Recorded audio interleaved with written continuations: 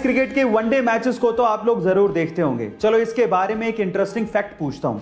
अगर मैं आपसे सवाल पूछूं कि पूरे क्रिकेट इतिहास का पहला वनडे कब और क्यों खेला गया, तो आप लोग क्या जवाब देंगे? चलिए मैं आपको बताता हूं। पूरे क्रिकेट इतिहास का पहला वनडे मैच 5 जनवरी 1971 को ऑस्ट्रेलिया और इंग्लैंड के बीच में मेलबर्न में खेला गया। और उसके पीछे का रीजन यह था कि ऑस्ट्रेलिया और इंग्लैंड के बीच में एक टेस्ट सीरीज चल रही थी और उसका तीसरा टेस्ट एक्चुअली बारिश की वजह से पूरी तरह से धुल गया। आयोजकों को भयंकर नुकसान हो रहा था, टिकट के पैसे वापस देने पड़ते, इसीलिए ऑस्ट्रेलिया और इंग्लैंड के बीच में मात्र एक दिन का 40 ओवर का मैच रखा गया, जिसमें एक ओवर में 8 गेंदें फेंकी जानी थी और इस तरह से क्रिकेट इतिहास का पहला वनडे खेला गया। चलिए गाइस एक फनी लेकिन सच्ची घटना बताता हूं। एक 42 साल के रशियन फिशरमैन पर अचानक से एक भालू ने हमला कर दिया, लेकिन उस बंदे की ग्रैंड डॉटर की लगाई गई मोबाइल की रिंगटोन की वजह से उस बंदे की जान बच गई। जी हां गाइस, आप ठीक सुन रहे हैं, वो भालू रिंगटोन को सुन के उस बंदे को छोड़ के वापस से जंगल में भाग गया। पर सवाल यह है कि वो रिंगटोन आखिर थी कौन सी? तो चलिए मैं आपको बताता हूं। वो रिंगटोन थी जस्टिन बीबर के गाने बेबी की। गाइस बेबी गाने को अपने मोबाइल में सेव कर लीजिए, क्या पता आपको भी किसी को भगाने में वो मदद कर दे। गाइस इंग्लिश लैंग्वेज यानी कि अंग्रेजी भाषा में इस्तेमाल होने वाले शब्दों का एक फैक्ट बताता हूं। इंग्लिश लैंग्वेज में कुछ ऐसे शब्द हैं जिनको जब आप उच्चारण करते हैं यानी कि प्रोनाउंशिएट करते हैं तो वो अपना मतलब खुद ही समझाने की कोशिश करते हैं। जैसे कि फॉरवर्ड और बैकवर्ड, इन दोनों शब्दों को लीजिए। जब आप बोलेंगे फॉरवर्ड तो आपके होठ आगे आएंगे, ट्राई करके देखिए, फॉरवर्ड।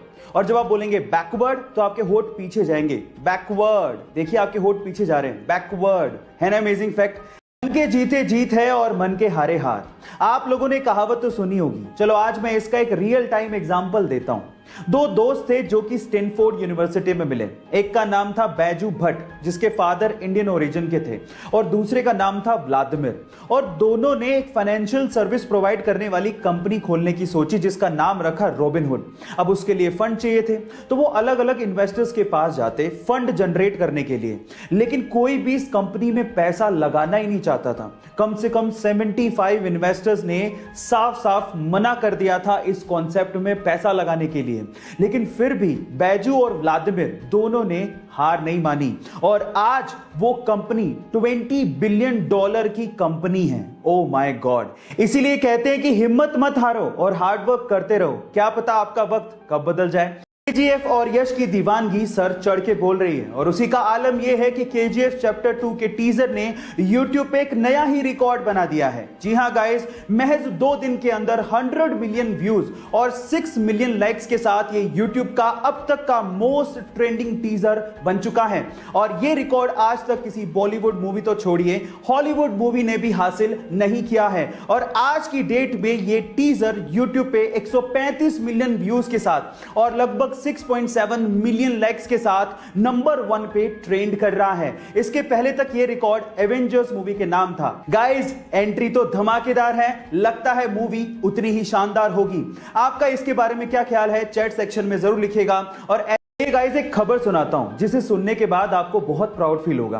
क्या आपको पता है कि साल 2006 में टाइम्स मैगजीन ने मुझे times person of the year award के लिए चुना था? जी हां गाइस, मैं मजाक नहीं कर रहा हूं, ये सच है। साल 2006 में मुझे times person of the year award के लिए चुना गया था।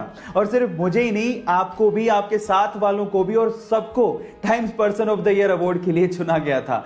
एक्चुअली साल 2006 में टाइम्स मैगजीन ने दुनिया के हर एक इंसान को times person of the year award के लिए चुना था।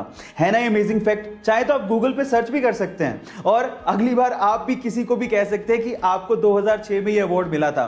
ऐसे अमेजिंग फैक्ट्स के लिए यूट्यूब पे हमारे चैनल को सब्सक्राइब कर लीजिए और अगर आप इंस्टाग्राम पे देख रहे हैं तो मुझे फॉलो करना मत भूलिएगा। मिलते हैं अगली वीडियो में।